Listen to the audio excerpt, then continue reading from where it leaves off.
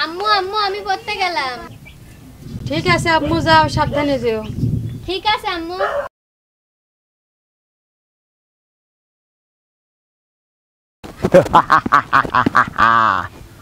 ওই তো মনে হচ্ছে এই রোড দিয়ে একটা মেয়ে কোরআন শরীফ পড়তে যাচ্ছে, আর আমার কাম তো এখন ওকে ভয় দেখানো। আর আমি তো এখন ওদের কাছে যাইতেই পারি না, ওদের কাছে গেলে পারে ওরা কি একটা দোয়া পড়ে আমাকে তাড়িয়ে দেয়। আজকে আমার নতুন একটা কৌশল খাটাইতে হবে, আর এই নতুন বুদ্ধিটা যদি আমি খাটাইতে পারি, নিশ্চয় আমি আজকে ওকে এই আরবি পড়া থেকে আমি নিষিদ্ধ করতে পারবো।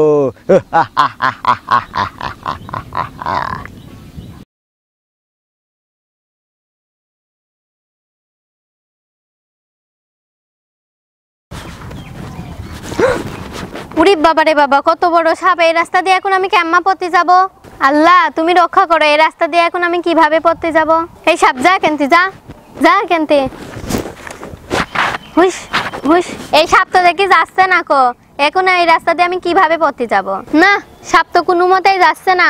হুজুর বলেছিল শয়তানরা কি অনেক রকম আক্রমণ করে, নিশ্চয়ই আমার পিছনে মনে হয় শয়তান লাগেছে। দাঁড়া, শয়তান তোর মজা দেখাচ্ছে।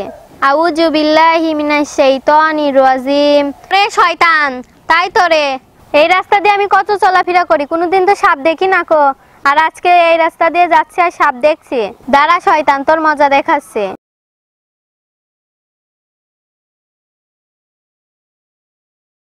যাই দেখি আরবি পড়তে।